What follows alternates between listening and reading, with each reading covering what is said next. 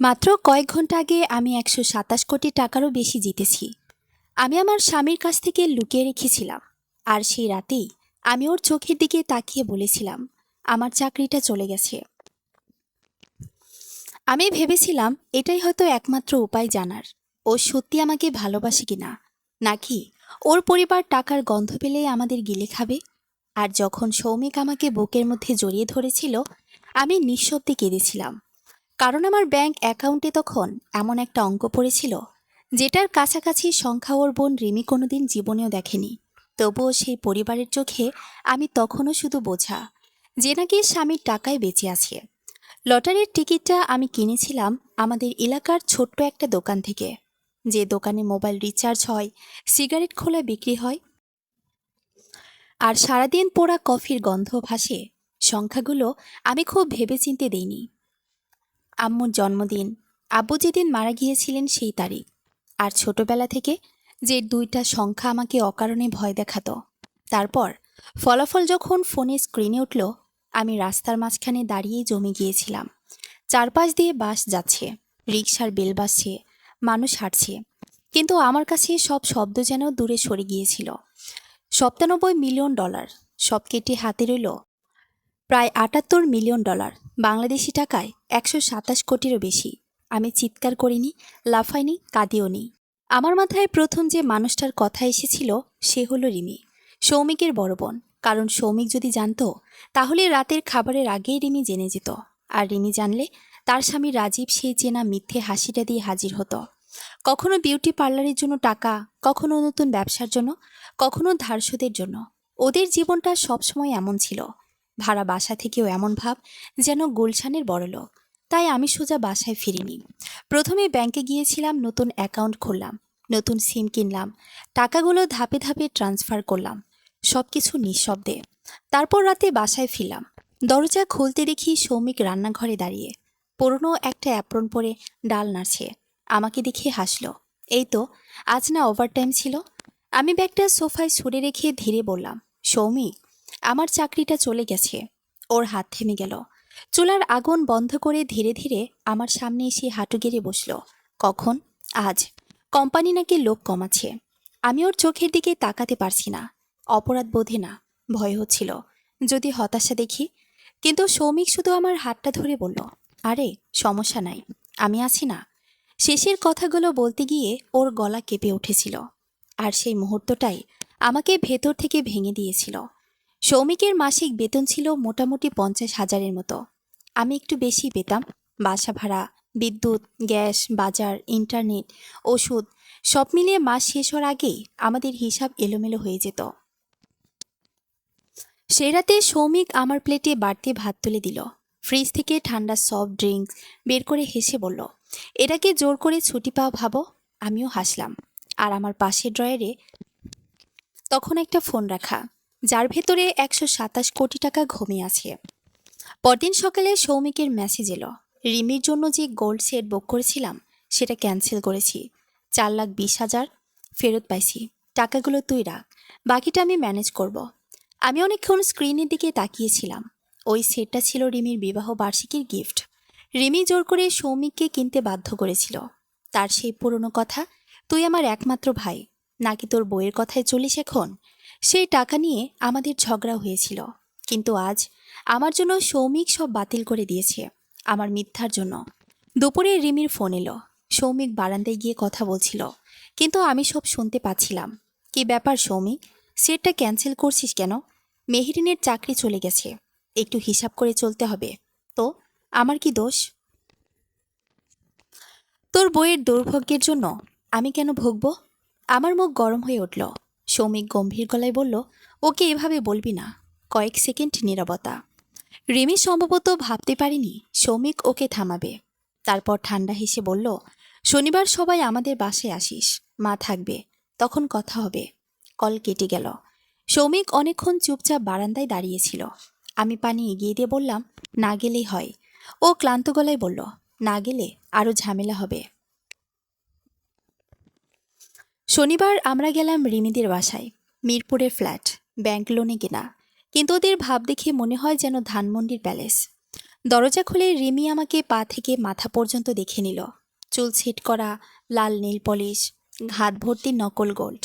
ঠোঁট বাঁকিয়ে বলল, বাহ মেহরিন, চাকরি নাই, কিন্তু মুখে তো আগের চেয়ে বেশি আরাম। সৌমিক দাঁত চেপে বলল, রিমি, কি মিথ্যা বললাম? তখনই শাশুড়ি রান্নাঘর থেকে বের হলেন। আচ্ছা আচ্ছা, সবাই খেতে বসো। তারপর আমার দিকে তাকিয়ে সেই চিরচেনা করুণার সুরে বললেন, মেহরিন মা, কিছু মনে করো না, কিন্তু বিয়ে করা মেয়েদের বসে থাকলে মানায় না। আমার ছেলেটা একার কত টানবে।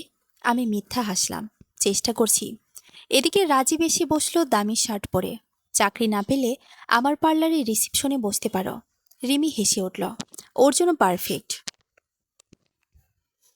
সৌমিক গ্লাস নামিয়ে বলল, আমার স্ত্রীকে নিয়ে মজা করিস না। খাওয়া শেষ হতে 1 ঘন্টাও লাগেনি, কিন্তু প্রতিটা মিনিট আমার শরীর পুড়িয়ে দিচ্ছিল। রিমি 3বার টাকার কথা তুলল। রাজীব 2বার তার বড় বিজনেস প্ল্যান নিয়ে গল্প করল। শাশুড়ি বারবার দীর্ঘশ্বাস ফেললেন। শুধু সৌমিক পুরো সময়টাই টেবিলের নিচে আমার হাত শক্ত করে ধরে রেখেছিল। পরদিন রিমি ফেসবুকে একটা স্টোরি দিল, নতুন ডায়মন্ড সেট, ক্যাপশন, সব পুরুষ একরকম না, কেউ কথা দিয়ে রাখে, কেউ হারিয়ে যায়। আলহামদুলিল্লাহ, আমি একজন আসল পুরুষ পেয়েছি। নাম লেখা ছিল না, কিন্তু সবাই বুঝে গিয়েছিল। সৌমিক ফোন বন্ধ করে দিল। দেখিস না, সবাই তো দেখছে। ও কিছু বলল না। সেদিন বিকেলে সৌমিক আমাকে ইন্টারভিউতে নামিয়ে দিল। আসলে আমি চাচ্ছিলাম ব্যাংকে নতুন ইনভেস্টমেন্ট নিয়ে কথা বলতে। গাড়ি থেকে নামার আগে আমি ওকে জিজ্ঞেস করলাম, একদিন যদি জানতে পারো আমি রিমির চেয়ে 100 গুণ বেশি ধনী, তখন কি ওরা আমাকে এভাবে দেখবে? সৌমিক ক্লান্ত হাসল। তুই খুব আজব চিন্তা করিস। তারপর তার পুরনো প্রাইভেট কারটা নিয়ে চলে গেল। আমি দাঁড়িয়ে রইলাম। ওর গাড়ির বাম্পারে দাগ, ট্যাঙ্কে প্রায় তেল নেই। আর আমি ঢুকে গেলাম ব্যাংকের ভেতরে। ম্যানেজারের সামনে বসে শান্ত গলায় বললাম, আমি বড় একটা ইনভেস্টমেন্ট নিয়ে কথা বলতে চাই। লোকটা হাসল। কত বড় ম্যাডাম? আমি ধীরে বললাম, প্রায় 78 মিলিয়ন ডলার। তার মুখের হাসি সঙ্গে সঙ্গে মিলিয়ে গেল। 1 সপ্তাহ পর রিমি আর ভান করল না। ফ্যামিলি গ্রুপে ছবি পাঠালো, ব্যাংক স্টেটমেন্ট, ক্রেডিট কার্ডের বকেয়া, লোনের কাগজ। সৌমিক, 30 লাখ টাকা লাগবে। রাজীবের নতুন ইকুইপমেন্ট কিনতে হবে। তুই ভাই হয়ে এত স্বার্থপর হইস না। তোর বউ তো বাসায় বসে আছে, কিছু টাকা নিশ্চয়ই জমাইছিস। সৌমিক কোনো উত্তর দিল না, কিন্তু রাতে দেখি বারান্দায় একা বসে আছে, হাতে বিলের ফাইল।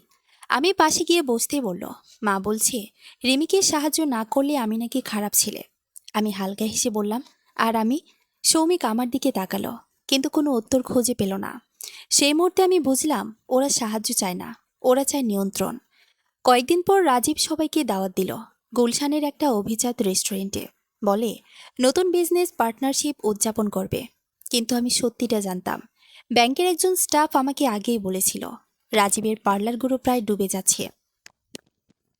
বরংকে ঋণ মাথায়, সোমবারের আগে টাকা না পেলে শেষ। রেস্টুরেন্টে ঢুকতে রিমি ঠোঁট বাঁকিয়ে বলল, মেহেরিন, ভালো লাগছে তুমি এসেছ। ভাবছিলাম বেকার হয়ে এখন আর এসব জায়গায় আসতে লজ্জা লাগে। আমি কোনো উত্তর দিলাম না। মেনুর সবচেয়ে দামি খাবারটাই অর্ডার করলাম। শাশুড়ি অবাক হয়ে বললেন, এত দামি জিনিস সৌমিক একা কত সামলাবে মা? রাজীব হেসে বলল, খেতে দাও খালা, পরে তো আবার ডাল ভাতেই ফিরতে হবে। সৌমিকের হাত মুঠো হয়ে এলো। আমি চুপচাপ ওর হাতের উপর হাত রাখলাম। ঠিক তখনই রাজীবের ফোন বেজে উঠল। সে বাইরে গিয়ে কথা বলে ফিরে এলো, কিন্তু ফিরে আসার সময় তার মুখ সাদা, হাসিটা উধাও। সে বসেই বলল, সৌমিক, একটা কাগজে সাইন করতে হবে। সৌমিক ভ্রু কুঁচকাল। কিসের কাগজ? রাজীব ফাইল বের করল। তোর ফ্ল্যাটটা অস্থায়ী জামানত রাখব, কালকের মধ্যে টাকা লাগবে। সৌমিক সঙ্গে সঙ্গে চামচ নামিয়ে রাখল। তুই পাগল নাকি? রিমি উঠে দাঁড়ালো। ড্রামা করিস না, পরিবার বলে কিছু আছে। শাশুড়ি কাপা গলায় বললেন, বাবা, শুধু একটা সিগনেচার। তারপর রিমি আমার দিকে তাকিয়ে বিষাক্ত গলায় বলল, আর তুমি চুপ থাকো মেহরিন, যথেষ্ট হয়েছে। স্বামীর ঘাড়ে বসে খাচ্ছ, আবার মতামত দিবা? পুরো টেবিল নিস্তব্ধ হয়ে গেল। সৌমিক গভীর শ্বাস নিল, আর আমি ধীরে ধীরে আমার ব্যাগটা খুললাম। ভেতর থেকে কালো রঙের ব্যাংক ফাইলটা বের করলাম। সবাই আমার দিকে তাকিয়ে। রিমির চোখে ঘৃণা, রাজীবের চোখে আতঙ্ক, শাশুড়ির চোখে অসহায় চাপা অনুরোধ, আর সৌমিক, সে শুধু বিভ্রান্ত। আমি ধীরে ধীরে কালো ফাইলটা টেবিলের উপরে রাখলাম। রাজীব বিরক্ত গলায় বলল, এটা আবার কি নাটক? আমি উত্তর দিলাম না। ফাইল খুলে ভেতর থেকে একটা কাগজ বের করলাম। ব্যাংকের অফিসিয়াল ডকুমেন্ট, বড় বড় অঙ্ক, সিল, সিগনেচার। আমি সেটা রাজীবের দিকে এগিয়ে দিলাম। সে প্রথমে বিরক্ত মুখে নিল, তারপর পড়তে পড়তে তার চল শক্ত হয়ে গেল। রিমি কাগজটা টেনে নিল। 10 সেকেন্ড, তারপর পুরো মানুষটাই যেন জমে গেল। এ এটা কি? আমি শান্ত গলায় বললাম, আমার অ্যাকাউন্ট। সৌমিক হেসে ফেলল, অবিশ্বাসের হাসি। মেহেরিন, এসব কি? আমি ওর দিকে তাকালাম, তারপর ধীরে বললাম, আমি লটারি জিতেছি। চারপাশ নিস্তব্ধ। দূরে কেউ গ্লাসে বরফ ফেলছে, একটা বাচ্চা হাসছে, কিন্তু আমাদের টেবিলে যেন সব শব্দ মরে গেছে। রিমি কাপা হাতে আবার সংখ্যাগুলো দেখল। 127 কোটি। রাজীব সঙ্গে সঙ্গে সোজা হয়ে বসল। তার কণ্ঠস্বর বদলে গেল। ভাবি, আগে বলেন নাই কেন? আমি প্রথমবার তার চোখে সেই ক্ষুধাটা দেখলাম, টাকার ক্ষুধা। সৌমিক তখনও আমার দিকে তাকিয়ে, মুখে কোনো অভিব্যক্তি নেই, শুধু ফিসফিস করে বলল, তুমি চাকরি হারাওনি? আমি মাথা নাড়লাম। ও ধীরে হাত সরিয়ে নিল। সেই ছোট্ট মুহূর্তটাই আমার বুক কাঁপিয়ে দিল, কারণ ওর চোখে আমি প্রথমবার আঘাত দেখলাম, বিশ্বাস ভাঙার আঘাত। রিমি আচমকা হেসে উঠল। 1 সেকেন্ড আগেও যে আমাকে অপমান করছিল, সে এখন চেয়ার টেনে আমার পাশে এসে বসল। আরে মেহেরিন, তুমি তো আমাদের কাউকে কিছুই বলনি, আমরা তো পরিবার। আমি ওর দিকে তাকিয়ে শুধু বললাম, হ্যাঁ, আজ বুঝলাম। রাজীব দ্রুত ফাইল বন্ধ করে দিল। দেখেন ভাবি, ব্যবসা যদি ইনভেস্ট করেন। সৌমিক এবার কড়া গলায় বলল, চুপ কর। রাজীব থেমে গেল। সৌমিক ধীরে উঠে দাঁড়ালো, তারপর আমার দিকে তাকিয়ে বলল, চলো। আমি উঠে পড়লাম। পেছন থেকে রিমি চিৎকার করলো, এইভাবে চলে যাচ্ছিস? পরিবারকে সাহায্য করবি না? সৌমিক একবারও ফিরে তাকালো না, শুধু বলল, পরিবার আর ব্যবহার দুইটা আলাদা জিনিস। সেদিন বাসায় ফেরার পুরো রাস্তা আমরা কেউ কোনো কথা বলিনি। গাড়ির ভেতরে শুধু ইঞ্জিনের শব্দ, আর আমার বুকের ভেতরে অদ্ভুত ভয়। বাসায় ঢুকেই সৌমিক চাবিটা টেবিলে ছুঁড়ে রাখল, তারপর ধীরে বলল, কতদিন ধরে? 9 দিন। 9 দিন ধরে তুমি আমার সাথে অভিনয় করেছ? আমি চুপ। সৌমিক হেসে উঠল, কিন্তু সেই হাসিতে কোনো উষ্ণতা ছিল না। আমি ভাবছিলাম আমরা শেষ হয়ে যাচ্ছি, আর তুমি কোটি কোটি টাকা লুকিয়ে রাখছিলে। আমি কাপা গলায় বললাম, আমি ভয় পেয়েছিলাম। আমাকে না, তোমার পরিবারকে। সৌমিক কিছুক্ষণ চুপ করে দাঁড়িয়ে রইল, তারপর ধীরে সোফায় বসে পড়ল, মাথা নিচু। আমি ওর পাশে গিয়ে বসতে এসে বলল, তুমি কি জানো সবচেয়ে কষ্টের কি? আমি আসতে বললাম, কি? আমি সত্যি বিশ্বাস করেছিলাম তুমি ভেঙে পড়েছ। আমার চোখ ভিজে উঠল। সরি। সৌমিক দীর্ঘশ্বাস ফেলল। আমি তোমার জন্য সবকিছু ছাড়তে রাজি ছিলাম মেহেরিন, কিন্তু তুমি আমাকে বিশ্বাস করনি। আমি কোনো উত্তর খুঁজে পেলাম না, কারণ ও ঠিকই বলছিল। সেই রাতে আমরা একই বিছানায় শুয়েও দুজন দুই পৃথিবীতে ছিলাম। কিন্তু পরদিনের সকালে পরিস্থিতি আরও বদলে গেল, কারণ সকাল 8টায় দরজার বেল বেজে উঠল। দরজা খুলতে দেখি রিমি, মুখে সে অতিরিক্ত মিষ্টি হাসি, আর তার পেছনে দাঁড়িয়ে রাজীব। দরজার সামনে দাঁড়িয়ে রিমি এমনভাবে হাসছিল যেন গত রাতের অপমান বলে কিছুই ঘটেনি।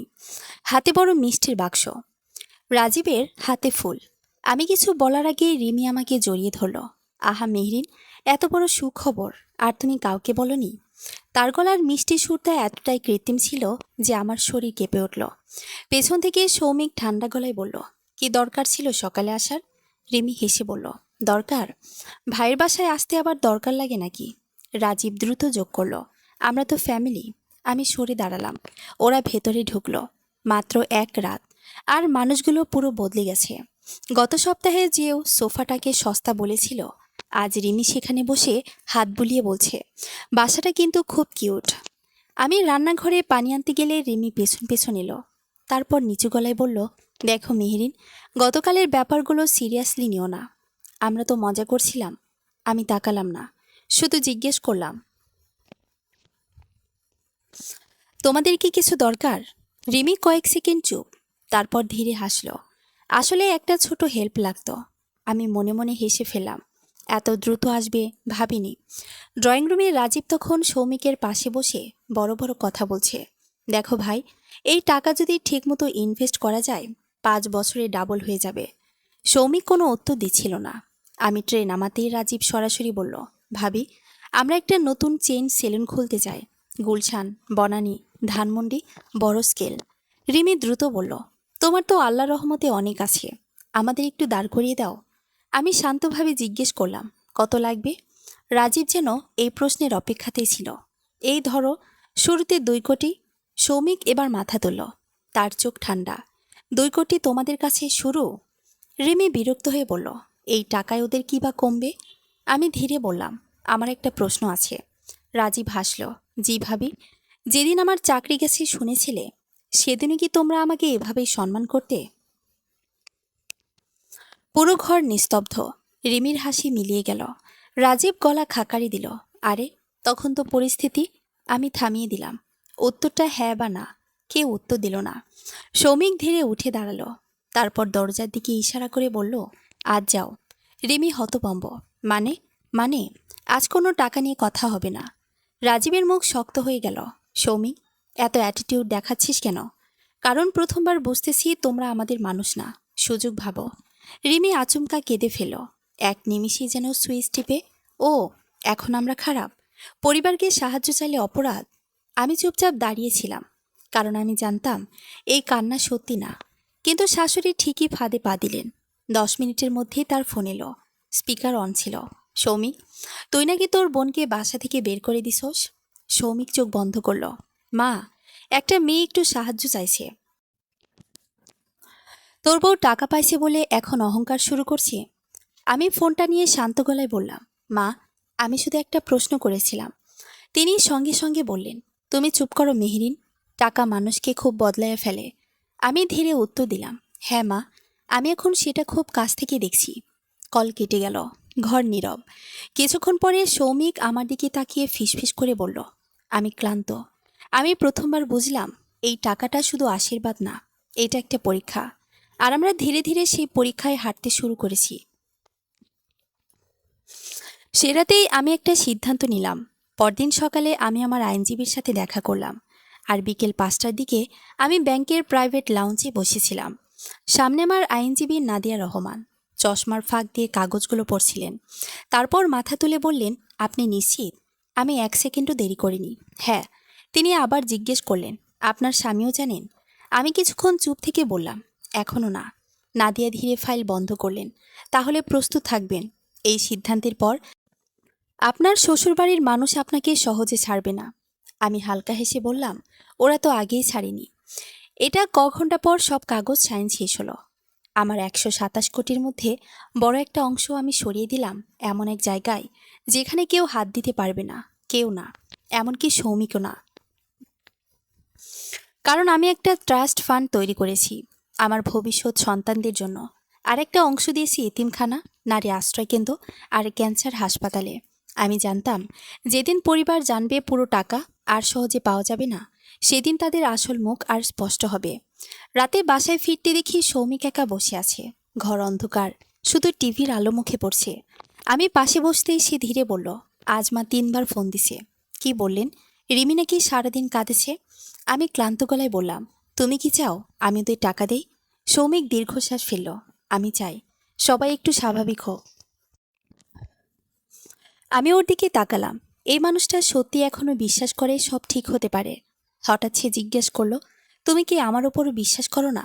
প্রশ্নটা শুনে আমার বুক কেঁপে উঠল। আমি ধীরে বললাম, আমি তোমাকে বিশ্বাস করি, কিন্তু তোমার পরিবারকে না। সৌমিক মাথা নিচু করল। তারপর অনেকক্ষণ পরে ফিসফিস করে বলল, ছোটবেলা থেকে একটা কথাই শুনে বড় হয়েছি, রিমি আগে। মা সবসময় ভাবতো ও নাকি বেশি ভঙ্গুর। আমি চুপচাপ শুনছিলাম। তাই চাকরি পাওয়ার পর প্রথম ফোন, প্রথম বোনাস, প্রথম সেভিংস সব রিমির জন্য গেছে। তখন মনে হতো এটাই দায়িত্ব। সে হেসে ফেলল, কিন্তু সেই হাসিতে কষ্ট ছিল। হয়তো আমি কখনো বুঝি নাই ওরা আমাকে মানুষ না, এটিএম ভাবে। আমি ধীরে ওর হাত ধরলাম। প্রথমবার মনে হলো সত্যিটা ও নিজেও দেখতে শুরু করেছে। কিন্তু ঠিক তখনই দরজার বেল বেজে উঠল। রাত 10:30। দরজায় খুলতে দেখি শাশুড়ি, কাদো কাদো মুখ, আর পেছনে দাঁড়িয়ে রিমি, চোখ লাল, কিন্তু কান্নার মাঝেও তার ঠোঁটে সেই পুরনো হিসেবি ভাব। শাশুড়ি ঢুকেই বললেন, মেহেরিন মা, তুমি এত বড়লোক হইয়া গেছো, তাই বলে কি পরিবার ছাইড়া দিবা? আমি শান্ত গলায় বললাম, কেউ পরিবার ছাড়ে নাই। রিমি হঠাৎ কেঁদে উঠল, আমার সংসার শেষ হয়ে যাবে। তারপর হাঁটু গেড়ে সৌমিকের সামনে বসে পড়ল। ভাই, আমি শেষ। সৌমিক হতভম্ব হয়ে গেল। কি হয়েছে? রাজীব নাকি ব্যাংকের ঋণের কিস্তি দিতে পারেনি। দুইটা শোরুম বন্ধ হওয়ার পথে। সোমবারের মধ্যে টাকা না দিলে মামলা হবে। শাশুড়ি আমার হাত চেপে ধরলেন। মা, তুমি বাঁচাও। আমি কিছু বললাম না, কারণ আমি বুঝতে পারছিলাম আজ তারা সাহায্য চাইতে আসেনি, তারা এসেছে দাবি করতে। আর রিমির পরের কথাটা সেটা প্রমাণ করে দিল। সে চোখ মুছে বলল, তোমার তো এত টাকা আছে, 30 লাখ দিলে তোমার কি কমে যাবে? আমি ধীরে জিজ্ঞেস করলাম, আর যদি না দিই? রিমির চোখ বদলে গেল এক মুহূর্তে। তাহলে বুঝবো তুমি চাও আমরা পথে বসি। ঘরের বাতাস ভারী হয়ে গেল। সৌমিক চুপ, শাশুড়ি চুপ, সবাই আমার উত্তরের অপেক্ষায়। আর আমি তখন একটা জিনিস বুঝলাম, যে মুহূর্তে মানুষ জানে তুমি ধনী, সেই মুহূর্তে তারা তোমার কষ্ট ভুলে যায়, তোমার সীমা ভুলে যায়, তোমাকে মানুষ না, টাকার মেশিন ভাবে। আমি ধীরে উঠে দাঁড়ালাম, তারপর স্পষ্ট গলায় বললাম, আমি টাকা দেব না। ঘর জমে গেল। রিমি যেন বিশ্বাসই করতে পারছে না। কি? আমি এবার ঠান্ডা চোখে বললাম, তোমাদের ব্যবসার ঋণ আমার দায়িত্ব না। শাশুড়ি কেঁপে উঠলেন। মা, এত কঠিন হইও না। আমি তাকালাম তার দিকে। যেদিন আমার চাকরি গেছে শুনে আপনারা আমাকে অপমান করেছিলেন, সেদিন কি কেউ নরম ছিল? রিমি দাঁত চেপে বলল, তুই আমাদের শাস্তি দিচ্ছিস? না, শুধু তোমাদের সমস্যাকে তোমাদের কাছে ফেরত দিচ্ছি। তারপর যা হলো সেটা আমি কল্পনাও করিনি। রিমি আচমকা চিৎকার করে উঠল, এই মেয়েটা আমাদের পরিবার ভাঙছে। সৌমিক এবার গর্জে উঠল, এনাফ। পুরো ঘর কেঁপে উঠল, কারণ জীবনে এই প্রথম সে তার বোনের উপর চিৎকার করল। রিমি হতবাক হয়ে সৌমিকের দিকে তাকিয়েছিল, যেন সে বিশ্বাসই করতে পারছে না তার ছোট ভাই তাকে থামিয়েছে। শাশুড়ি কাপা গলায় বললেন, সৌমিক, তুই তোর বোনের সাথে এইভাবে কথা বললি? সৌমিক দাঁড়িয়ে, চোখ লাল, কারণও সীমা ছাড়াইয়া গেছে। রিমি হেসে উঠল, কিন্তু সেই হাসি ছিল বিষে ভরা। ও, এখন বইয়ের টাকার জোরে কথা বলিস? আমি দেখলাম সৌমিকের মুখ শক্ত হয়ে গেল। এ কথাটাই ওর সবচেয়ে বড় দুর্বলতা, কারণ সারা জীবন ও চেষ্টা করেছে কাউকে বোঝাতে সে নিজের যোগ্যতায় দাঁড়ানো মানুষ।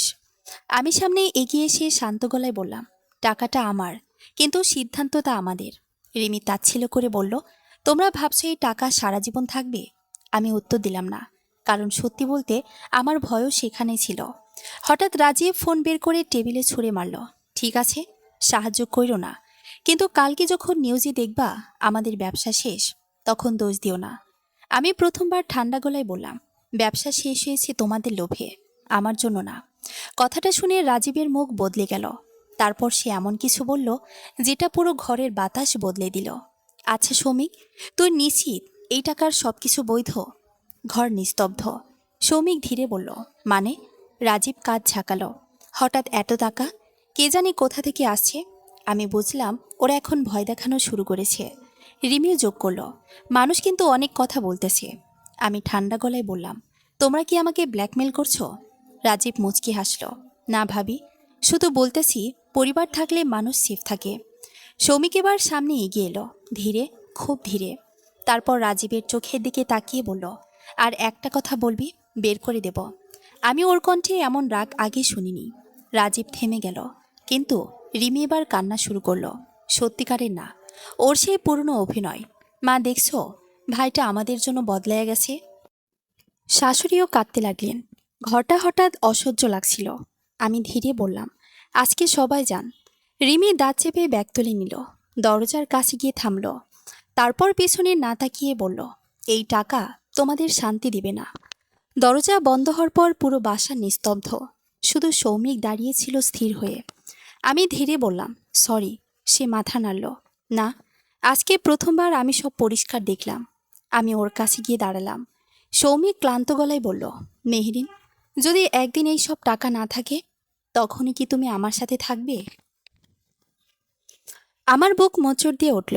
আমি ওর মুখ দুহাতে ধরে বললাম, আমি তো তখনও ছিলাম যখন কিছুই ছিল না। সৌমিক চোখ বন্ধ করল। আর ঠিক তখনই আমার ফোনে একটা মেসেজ এলো, অচেনা নাম্বার। মাত্র একটা লাইন লেখা, আপনার স্বামী সব জানে না। মেসেজটা পড়ে আমার হাত ঠান্ডা হয়ে গেল। আপনার স্বামী সব জানে না, কোনো নাম নেই, কোনো পরিচয় নেই, শুধু ওই একটা লাইন। সৌমিক তখন রান্নাঘরে পানি খেতে গেছে। আমি দ্রুত ফোন লক করে ফেললাম, কিন্তু বুকের ভেতর ধকধক করতে শুরু করেছে। কারণ এই লটারির কথা আমি কাউকে বলিনি, ব্যাংক, আইনজীবী আর আমি। তাহলে এই মেসেজ কে পাঠালো? সৌমিক ফিরে এসে আমার মুখের দিকে তাকালো। কি হয়েছে? আমি জোর করে হাসলাম। কিছু না। কিন্তু ও বুঝে ফেলেছিল। সৌমিক ধীরে বলল, তুমি যখন মিথ্যা বলো তোমার ডান হাত কাঁপে। আমি অবাক হয়ে হাতের দিকে তাকালাম। সত্যি আঙ্গুল কাঁপছে। ও সামনে এসে ফোনটা চাইলো না, জোরও করলো না, শুধু বলল, আমি তোমার শত্রু না মেহরিন। এই একটা কথায় আমার ভেতরটা কেটে দিল। আমি ফোনটা ওর হাতে দিলাম। সৌমিক মেসেজ পড়ে কিছুক্ষণ চুপ রইল। তারপর জিজ্ঞেস করলো, তুমি কি কিছু লুকাচ্ছ? আমি মাথা নাড়লাম, না। কিন্তু এবার আমার নিজের কণ্ঠস্বরও আমাকে বিশ্বাস করাতে পারল না। রাত 2টো পর্যন্ত আমরা কেউ ঘুমাতে পারিনি। সৌমিক বারান্দায় বসেছিল, আমি বিছানায় শুয়ে ছাদের দিকে তাকিয়ে। মনে হচ্ছিল এই টাকাটা আমাদের জীবন বদলায়নি, আমাদের মাঝখানে বিশ্বাসটাই বদলে দিয়েছে। পরদিন সকালে আবার মেসেজ এলো, রাজীবের ওপর বিশ্বাস করবেন না। এরপর একটা ছবি, রাজীব একটা ক্যাফেতে বসে আছে, আর তার সামনে আমার ব্যাংকের সে ম্যানেজার। আমার বুক কেঁপে উঠল। মানে রাজীব খোঁজ শুরু করেছে। আমি সঙ্গে সঙ্গে ব্যাংকে ফোন দিলাম। ম্যানেজার প্রথমে অস্বীকার করলো, কিন্তু আমি চাপ দিতেই স্বীকার করলো। রাজীব কয়েকদিন আগে ওর সাথে দেখা করেছে, আমার সম্পর্কে তথ্য জানতে চেয়েছে। আমি ঠান্ডা গলায় বললাম, আপনি কিছু বলেছেন? লোকটা তাড়াতাড়ি বলল, না ম্যাডাম, শুধু উনি বলছিলেন উনি আপনার আত্মীয়। কল কেটে আমি দীর্ঘশ্বাস ফেললাম। এখন বিষয়টা বিপজ্জনক হয়ে যাচ্ছে। ঠিক তখনই সৌমিক অফিস থেকে ফোন দিল। তার গলাটা অদ্ভুত শোনাচ্ছিল। তুমি এখন কোথায়? বাসায়। বাইরে যেও না, আমি আসছি। আমার বুক ধক করে উঠল। কি হয়েছে? কয়েক সেকেন্ড চুপ থেকে সে বলল, রাজীব আজ অফিসে গিয়েছিল। আমার হাত শক্ত হয়ে গেল। কেন? ও বলছে তুমি নাকি আমার কাছেও সব সত্যি বলনি। আমি নিঃশ্বাস নিতে ভুলে গেলাম। সৌমিক এবার ধীরে বলল, মেহরিন, এমন কিছু আছে যেটা আমি জানি না? আমার মাথার ভেতর যেন শব্দ বন্ধ হয়ে গেল। কারণ সত্যি একটা ছিল, যেটা আমি কাউকে বলিনি। লটারি টাকায় হাত দেওয়ার আগেই আমি একটা কাজ করেছিলাম। আমার বাবার পুরনো ঋণ শোধ করেছিলাম। আর সেই ঋণের সাথে জড়িত ছিল এমন কিছু মানুষ যাদের নাম সংবাদপত্রেও আসে না। আমি ভেবেছিলাম সব শেষ, কিন্তু এখন মনে হচ্ছে কেউ আমাকে নজরে রেখেছে। সেদিন বিকেলে সৌমিক বাসায় ফিরল, মুখ শক্ত, হাতে একটা খাম। সে টেবিলের উপর সেটা রেখে বলল, রাজীব এটা দিয়ে গেছে। আমি কাপা হাতে খাম খুললাম। ভেতরে কিছু প্রিন্ট করা ছবি, আমি, ব্যাংক, আইনজীবীর অফিস, আর একটা ছবিতে আমি একটা পুরনো বাড়ির সামনে দাঁড়িয়ে, যেই বাড়িতে গিয়ে আমি বাবার ঋণ শোধ করেছিলাম। সৌমিক ধীরে বলল, তুমি আসলে কিসে জড়াইছো? আমি বুঝলাম এবার আর সত্যিটা লুকিয়ে রাখা যাবে না। সৌমিক সামনে দাঁড়িয়ে, তার চোখে রাগ নেই, শুধু ক্লান্তি আর ভয়। আমি ধীরে সোফায় বসে পড়লাম। তারপর অনেকদিন ধরে বুকের ভেতর চাপা রাখা সত্যিটা বলা শুরু করলাম। আব্বু মারা যাওয়ার আগে অনেক ঋণ করে গিয়েছিলেন। সৌমিক চুপচাপ শুনছিল। আমি ছোট ছিলাম, শুধু জানতাম কিছু মানুষ প্রায়ই বাসায় আসতো, দরজা ধাক্কাতো, আম্মু কাঁদত। আমার গলা কেঁপে উঠল। আব্বু মারা যাওয়ার পর তারা থামেনি। সৌমিক ধীরে জিজ্ঞেস করলো, কিসের ঋণ? আমি চোখ নামিয়ে বললাম, ব্যবসা না, জুয়া। ঘর নিস্তব্ধ। আব্বুর লোকসান তুলতে গিয়ে ভুল মানুষের কাছ থেকে টাকা নিয়েছিলেন। শ্রমিক ধীরে বসে পড়ল। আমি বললাম, বছরের পর বছর তারা আমাদের খুঁজেছে, পরে বন্ধ হয়ে যায়। আমি ভেবেছিলাম শেষ। তারপর আমি চোখ বন্ধ করলাম। লটারি জেতার পর প্রথম যে কাজটা করেছি সেটা হলো সেই ঋণ শোধ। শ্রমিক ফিসফিস করে বলল, কত? প্রায় 8 কোটি। ও স্তব্ধ হয়ে গেল। আমি তাড়াতাড়ি বললাম, আমি কাউকে বলতে চাইনি, কারণ আমি চেয়েছিলাম এই অতীতটা এখানেই শেষ হোক। সৌমিক কিছুক্ষণ চুপ, তারপর ধীরে জিজ্ঞেস করল, রাজীব এসব জানলো কিভাবে? আমি মাথা নাড়লাম, জানি না, কিন্তু ভেতরে ভেতরে একটা আশঙ্কা হচ্ছিল। রাজীব শুধু টাকার জন্য মরিয়া না, সে খোঁজ করছে, খুব গভীরভাবে। ঠিক তখনই আমার ফোন আবার বেজে উঠল। অচেনা নাম্বার। আমি ধরতেই ওপাশে ভারী গলা, ঋণ শোধ হয়েছে ঠিকই, কিন্তু সুদ সবসময় টাকায় মেটে না ম্যাডাম। আমার শরীর জমে গেল। আপনি কে? লোকটা হেসে বলল, আপনার বাবারই চিনতাম। কল কেটে গেল। আমার হাত কাঁপছিল। সৌমিক ফোনটা নিয়ে আবার কল ব্যাক করলো। নাম্বার বন্ধ। ও এবার উঠে দাঁড়ালো। আমরা পুলিশে যাই। আমি দ্রুত মাথা নাড়লাম, না। কেন? কারণ আমি জানতাম এই মানুষগুলো পুলিশের ভয় পায় না।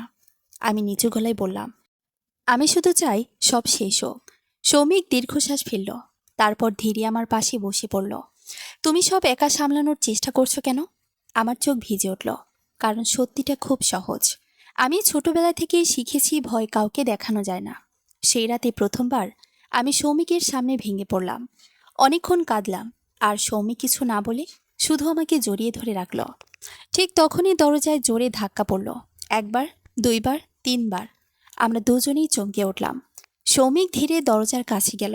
বাইরে থেকে একটা গলা ভেসে এলো। দরজা খোলেন, রাজীব ভাই পাঠাইছে। দরজায় আবার ধাক্কা পড়ল, আরও জোরে। সৌমিক দরজার সামনে দাঁড়িয়ে বলল, কে? বাইরে থেকে উত্তর এলো, রাজীব ভাই পাঠাইছে, জরুরি কথা আছে। আমি দ্রুত উঠে দাঁড়ালাম। মাথার ভেতর একটাই শব্দ ঘুরছে, ফাঁদ। সৌমিক দরজা খুলতে যাচ্ছিল, আমি ওর হাত চেপে ধরলাম, খুলবে না। ও আমার চোখের দিকে তাকালো। সম্ভবত প্রথমবার বুঝলো আমি সত্যিই ভয় পাচ্ছি। বাইরে থেকে আবার গলা এলো, দরজা না খুললে সমস্যা হবে। সৌমিক এবার ঠান্ডা গলায় বলল, যা বলার ফোনে বলেন। কয়েক সেকেন্ড নীরবতা, তারপর ধীরে ধীরে পায়ের শব্দ দূরে সরে গেল। আমরা দুজনে কিছুক্ষণ নিঃশ্বাস বন্ধ করে দাঁড়িয়ে রইলাম। তারপর সৌমিক দ্রুত দরজা লক করল, জানালার পর্দা টেনে দিল, আর আমার দিকে ফিরে বলল, এবার সব খুলে বলো। আমি মাথা নিচু করলাম, কারণ এবার আর কিছু লুকানোর নেই। আমি ওকে সব বললাম। কিভাবে বাবার মৃত্যুর পর একদল মানুষ আমাদের বাড়িতে আসতো, কিভাবে আম্মু গয়না বিক্রি করেও ঋণ শোধ করতে পারেননি, আর কিভাবে লটারি জেতার পর আমি গোপনে সেই পুরনো দেনা শোধ করি। সৌমিক অনেকক্ষণ চুপ করে শুনল, তারপর ধীরে বলল, রাজীব এসব লোকের সাথে জড়াইছে। আমি ফিসফিস করে বললাম, সম্ভবত। ঠিক তখনই সৌমিকের ফোন বেজে উঠল। রিমি। সৌমিক রিসিভ করতে ওপাশ থেকে কান্না, সৌমিক, রাজীব বাসায় আসে নাই। সৌমিক ভ্রু কোচকাল, মানে? ও দুপুরে বের হয়েছে। তারপর ফোন বন্ধ। আমি বুঝলাম কিছু একটা খুব বড় ভুল হচ্ছে। রিমি এবার কাঁদতে কাঁদতে বলল, কিছু মানুষ বাসায় এসে রাজীবের খুঁজতেছে।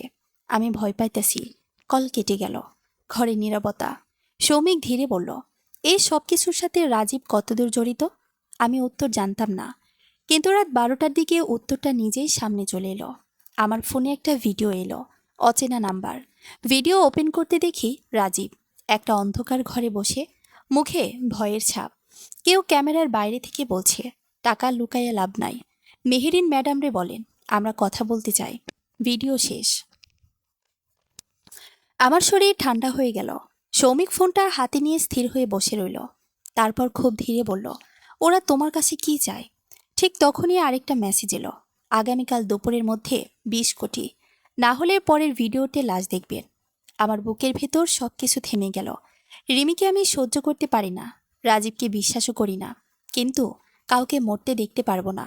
সৌমিক এবার আমার দিকে তাকালো, তার চোখে ভয় নেই, শুধু সিদ্ধান্ত। আমরা টাকা দেব না। আমি হতভম্ব। কি? কারণ আজ 20 কোটি দিবা, কাল 50 চাইব। আমি কাপা গলায় বললাম, কিন্তু যদি ওরা সত্যি? সৌমিক আমার হাত ধরল, এবার আমি সামলাবো। সেই মুহূর্তে প্রথমবার মনে হলো এই মানুষটা শুধু ভালো স্বামী না, সে আমার পাশে দাঁড়াতে জানে। কিন্তু আমরা কেউ বুঝিনি সবচেয়ে বড় ধাক্কাটা তখনও বাকি ছিল। পরদিন সকালে পুলিশ আমাদের বাসায় এলো, আর তাদের হাতে ছিল আমার নামে গ্রেফতারি পরোয়ানা। দরজা খুলতেই দুজন পুলিশ ভেতরে ঢুকলো। একজন কাগজ বের করে বললেন, মেহেরিন ইসলাম। আমি গলা শুকিয়ে গেল। জি। তিনি কাগজটা সামনে ধরলেন। আপনার বিরুদ্ধে আর্থিক প্রতারণা ও অবৈধ লেনদেনের অভিযোগ হয়েছে। আমার মাথা ঘুরিয়ে উঠল। সৌমিক সঙ্গে সঙ্গে সামনে এসে দাঁড়ালো। কি আজে বাজে কথা? অভিযোগ করেছে কে? পুলিশ অফিসার ঠান্ডা গলায় বললেন, রাজীব হাসান। ঘর নিস্তব্ধ। আমার বুকের ভেতর হঠাৎ আগুন জ্বলে উঠল। রাজীব? মানে সব কিছু সেই করেছে? ব্যাংকে খোঁজ নেওয়া, অচেনা লোকজন, ভয় দেখানো, সব। আমি ধীরে বললাম, ও কোথায়? অফিসার উত্তর দিলেন, কাল রাতে ও নিজেই থানায় গিয়ে অভিযোগ করেছে। বলেছে আপনি অবৈধ টাকার সাথে জড়িত। সৌমিক হেসে ফেলল রাগে। যে লোক নিজে ঋণে ডুবে আছে সে এখন নাটক করতেছে। পুলিশ বললেন, দেখেন, তদন্ত শেষ না হওয়া পর্যন্ত আমাদের প্রক্রিয়া অনুসরণ করতে হবে। আমি বুঝলাম রাজীব একটা জিনিস চেয়েছিল, আমাকে ভয় পাইয়ে টাকা বের করতে। কিন্তু সে জানতো না আমি আগেই সব বৈধ কাগজ তৈরি করে রেখেছি। ব্যাংক রেকর্ড, লটারির ডকুমেন্ট, ট্যাক্স ক্লিয়ারেন্স, সব। 3 ঘন্টা পর আমরা থানায় গেলাম, আর সেখানে রাজীবকে দেখলাম। চোখ লাল, চুল এলোমেলো, কিন্তু আমাকে দেখে সে চিৎকার করে উঠল, এই মেয়েটা আমার জীবন শেষ করেছে। রিমি পাশে দাঁড়িয়ে কাঁদছিল, কিন্তু আস্থার কান্নায় আগের সেই জোর ছিল না, কারণ সত্যিটা ধীরে ধীরে বের হয়ে আসছিল। পুলিশ জানতে পারল রাজীব শুধু ঋণে ডোবেনি, সে আমার নাম ব্যবহার করে কয়েকজনের কাছ থেকে টাকা তোলার চেষ্টাও করেছে। এমনকি অপহরণের ভিডিওটাও ছিল সাজানো, লোকগুলো তার নিজের পরিচিত। বেশ কোটি হাতানোর প্ল্যান সব ভেঙে পড়ল কয়েক ঘন্টার মধ্যেই। রিমি স্তব্ধ হয়ে বসেছিল, তারপর হঠাৎ আমার সামনে এসে দাঁড়ালো, চোখ ভেজা। আমি জানতাম না। আমি শান্ত গলায় বললাম, তুমি কখনো জানতে চাওনি? সে মাথা নিচু করলো, প্রথমবার। সৌমিক তখন পাশে দাঁড়িয়েছিল, চুপচাপ, কিন্তু তার হাতটা শক্ত করে আমার হাত ধরেছিল। সেদিন রাতে আমরা বাসায় ফিরলাম, অনেক ঝড়ের পর, প্রথম শান্ত রাত। বারান্দায় দাঁড়িয়ে শহরের আলো দেখছিলাম। আমি ধীরে বললাম, তুমি যদি চাও এই টাকার অর্ধেক তোমার নামে করে দেব। সৌমিক সঙ্গে সঙ্গে মাথা নাড়ল, না। আমি অবাক হয়ে তাকালাম। সে হেসে বলল, আমি শুধু একটা জিনিস চাই। কি? সৌমিক আমার দিকে তাকালো, তারপর ধীরে বলল, যেদিন আবার সব হারাইয়া ফেলবা, সেদিনে যেন আমাকে লুকাইয়া না রাখো। আমার চোখ ভিজে উঠল, কারণ এত কিছুর পর আমি অবশেষে বুঝলাম, ভালোবাসা মানে টাকা না, ভালোবাসা মানে এমন একজন মানুষ যে তোমার সবচেয়ে অন্ধকার সত্যিটা জেনে পাশে দাঁড়িয়ে থাকে। আর সেদিন রাতে আমি প্রথমবার শান্তিতে ঘুমিয়েছিলাম। সমাপ্ত।